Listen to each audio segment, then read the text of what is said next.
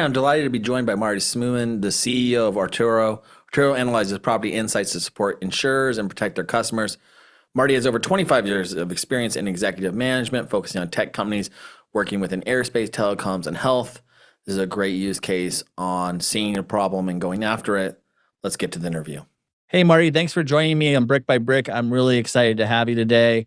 We just all got back from ITC. I'm still talking to a lot of technologists around interesting things happening in the industry.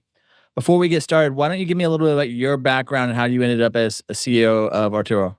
Yeah, so I've been in tech for a long time, from the early days of e-commerce through the early days of wireless telecommunications, on up through some of the more modern stuff we're all talking about, like the whole world of automation for cars, drones, or whatever. So I've quite a broad experience, but I came into the position I'm in now just recently, 3 months ago, after serving for the board on 2 years, because we had a bit of a change in the company, and it was just an incredible opportunity. So I jumped at it.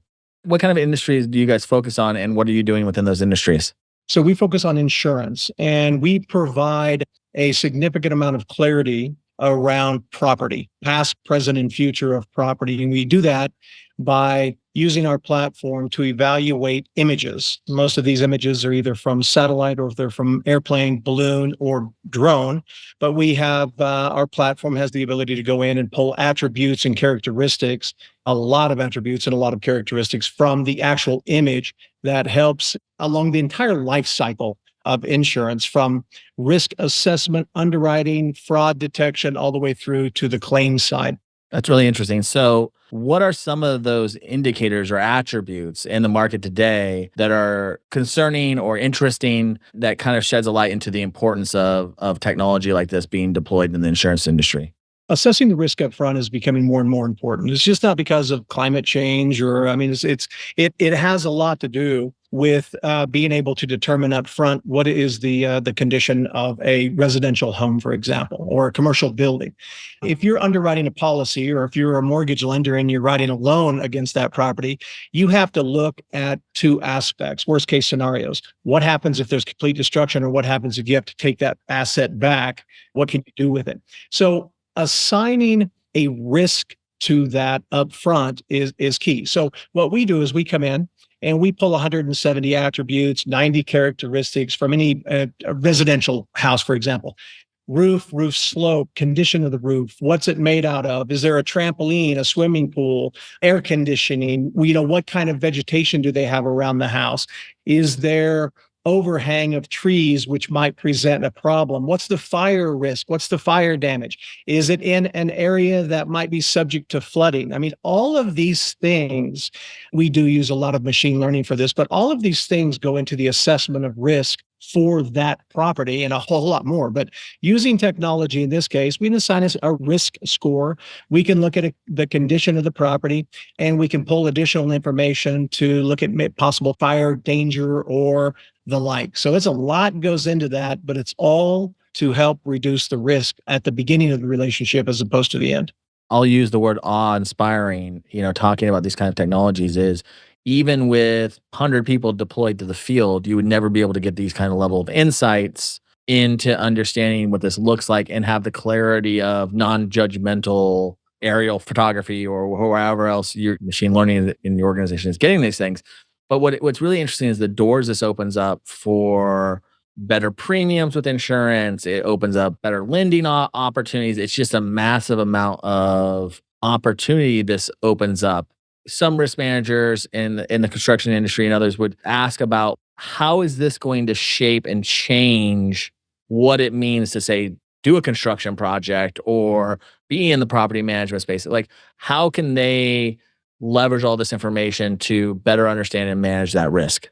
Well, so we do have some customers that are contractors, some customers that are land developers, and they will come to us and they'll want whatever information we could possibly provide from a surrounding area, right? Because so much of the surrounding area, the condition of the homes, the condition of the terrain, how well maintained, kept things are. I mean, it matters. It matters to these individuals because they're about to invest a lot of money in putting a subdivision or building a building in that area. Everything we do is geared towards automation. A minute ago, you mentioned they send hundreds. Let's take, for example, a hurricane comes through, a massive flood hits a coastal region. The number one thing that any insurance company wants to do in that case is they're selling peace of mind, right? I mean, they're selling peace of mind. They want to make sure that they're taking care of their policyholder first and foremost. Well, we take blue sky data, the everyday imagery, and we assess that. And then after an event, like a major event, whether it's a fire that destroys 20 houses, 50 houses, or it's a hurricane that damages 2,000 houses, we then take the gray sky data that's collected after the fact as soon as possible, and we overlay that so we can assess damage, so we can give an idea of the scope of damage. So policyholders can immediately start to receive benefit from their insurance company by way of, hey, we see that your house is completely destroyed, and we're writing the whole thing off, and we're going to settle your policy right now. So let's get started in rebuilding. Or It makes the process much faster, smoother. and you don't have to send out 100 people to the field. That's the beauty of this, right?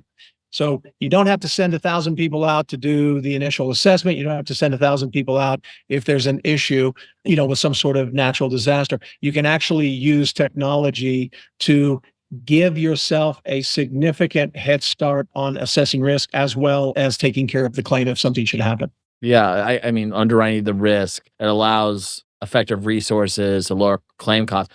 So, like, when we're talking about this kind of things, often I think it gets painted in this look around, and I love what you just said, because it gets painted in this look of, well, here's insurance companies figuring out how they can make an excuse to get out of paying claims. But in reality, this allows underwriters to write better policies from the very beginning. It really creates an informed outlook for the person buying insurance or for the project itself. It's really fascinating how this technology is working. Jason, it's along the life cycle. So fraud is a major reason why insurance policies are what they are, right? I mean, it's not just government policy, government regulations. I mean, there's a lot of fraud that goes on. And we have the capability of helping to detect some of that fraud. And, an insurance company, they don't want to try to postpone payment. They don't want to try to make it difficult for the policyholder. They want to make it as streamlined as possible. As a matter of fact, I think in the next 12 months, you'll see insurance companies, when they renew policies, asking the policyholders to take, technology like Planner and others, and collect images from outside their house and inside their house, so they can even make it more streamlined and more rapid as far as them being able to help you and settle a claim. But even, when you look at it up front, the risk side, someone's not going to come out and crawl on your roof, and they come out and they'll do a light inspection. Well, there's a lot of data out there that insurance companies now have access to, including the plethora of data that we provide to them to help offset that risk. But again, they're trying to maximize the upfront piece so they can minimize on the claim side as far as taking time, people, bodies, etc. Yeah, let's take wildfire. I live in California. Let's take wildfire as an example. Being able to measure the safety zone around a house in 100, if that's 100 feet with no trees or no shrubs in that zone, are something that people are doing, and noticing that the property owners who have used systems and photographs to prove this get claims paid out if something happens much more quickly. All of these kind of things, as we see more risk emerge from climate change, from the plethora of things that are now facing us from a natural disaster front. Having that snapshot of an ever-changing environment must really inform how the future of building will look, the world will look, the physical world around us. Yeah. And, I'll address that. But going back to something you just said a minute ago, we can look and see how far vegetation is away from the house. Is it encroaching? Is it on top? Is there, the debris filled, et cetera? That, what you mentioned, is actually very important, because an insurance company can come to you and say, hey, Jason, if you were to remove these 2 trees or cut back the vegetation from your house, it would reduce your premiums by 10%, right? That creates this working relationship between policyholder and policy provider, so they can work in tandem to reduce the risk of something happening to your home. So that was actually a very good example that you used. But, as far as the use of the policy holders' data they collect and then very confidentially upload, and you have that is going to be key moving forward because it will quicken the policy. It will also reduce fraud, and it will help the insurance company put you in touch with the right contractors, et cetera, to be able to replace whatever you need. Most houses aren't destroyed. Maybe the kitchen catches on fire. And if they know that you have Wolf appliances, you have Korean countertops, and you have engineered wood flooring, they can immediately start to work your claim right there. And they can start working with the contractors to get all that stuff reordered. It'll be a little bit before it's automated, but all very quickly, right? That's the beauty of the policyholder getting involved as well. Marty, what's the future for your organization look like? Where are you guys headed? Like, where does this ultimately go? How many industries are you guys tackling that this really makes a lot of sense for? So there's a direct, from an adjacent vertical perspective. I mean, banking and mortgage loans is huge. In real estate, being able to run an assessment on a property when it's listed through the MLS. I mean, these are massive. If I'm buying a house, I would love to get a full report on my house. Now I can pay $500 and have somebody come look at it, but there's a lot more data out there that's available than just that, like, for example, we could provide. So what does the future look like for us? Our platform, even though algorithmically we take and we pull massive amounts of data from an image, and it takes 300 milliseconds for us to pull this data. We also incorporate third-party data and publicly available data. The aggregation of this data, accumulation aggregation of this data is fantastic because we can then take it in a very structured way. And this is the way the future has to go here. We then train, and we're doing this today, large language models that then be trained in order to quicken the process of, let's say, for example, you have an insurance company that they do have a lot of policies in an area that has a fire ripped through it. Well, we've already trained the system to look for major changes in damage from fire. And so they can just immediately get all that information. But we are moving rapidly towards, and we're probably one of the very few companies that actually use what I would call deep learning, not quite AI, but deep learning, while we move into using a generative AI bottom layer, not ours. We'll use the third party, and then putting software packages on top of that to help us process the data more rapidly so it doesn't have to be structured or labeled. That makes sense. So both taking this really structured approach that you guys have been building over time and then putting an unstructured front end so that these and other things that you guys are collecting can be accessed in ways that you guys, that quite frankly, that we don't even know yet today. Yeah. I mean, say, for example, seismic activity. What is the drought condition? What kind of vegetation you have around your house? Now, all of that, a lot of that's publicly available. We have to do image recognition and we have to pull that. But regardless, we will have to put in data that's structured ultimately, but being able to pull it in and let the system structure it, that's the goal here, right? That's the goal, because we don't want the system hallucinating at any point in time along the way. One of the things that we talk about on the podcast sometimes when we're talking about sort of really cutting edge technologies and use cases, which are not cutting edge, they're mandatory, right? In this changing world that we're in, they're mandatory use cases. But a lot of insurance companies pulled out of specific areas because of X, Y, or Z. The world must carry on. And so insurance companies are going to have to figure out how best to service those areas and effectively write policies in a way that is much more sophisticated than they do today. And it seems like your tool and understanding data in this way is going to be paramount in the future ability to write policies for underwriters, the ability for people to understand the risk that they're getting themselves into when they're taking on a commercial construction project, as an example. Think of it like you buying a stock. I mean, if you're going to go buy a stock and everybody, all of the data shows that stock has been downgraded, the revenues are down, sales down, everything's going down and to the right, you're not going to invest in that, right? I mean, it's very similar to any bank or insurance company because they are betting on that house. And, the worst case scenarios is, Jason's home needs insurance. So you go online and you fill out a form, and then, 3 different companies come and they offer you some policies, and then, they've got to check a few more boxes. But the worst thing is if they have to replace your roof in 12 months, they will never make money on you. It was a bad investment up front, and it's just not going to get better along the way. And that type of conditioning to a platform, a software system, it's being hardened now, right? And we, predictive, yeah. I mean, I can tell you right now through our technology that a roof is not in great condition. And I can also tell you 2 years from now, when the policy has to be paid out by the insurance company, that we said, oh, we didn't rate that roof very high in the first place. And a small hailstorm came through and just destroyed it, right? So there's markers, there's indicators along the way that really help out. And those are getting stronger and stronger and stronger. It's absolutely a case of the more you know, the more you can know until you can become a bit predictive with it. How's the technology today being put into workflow?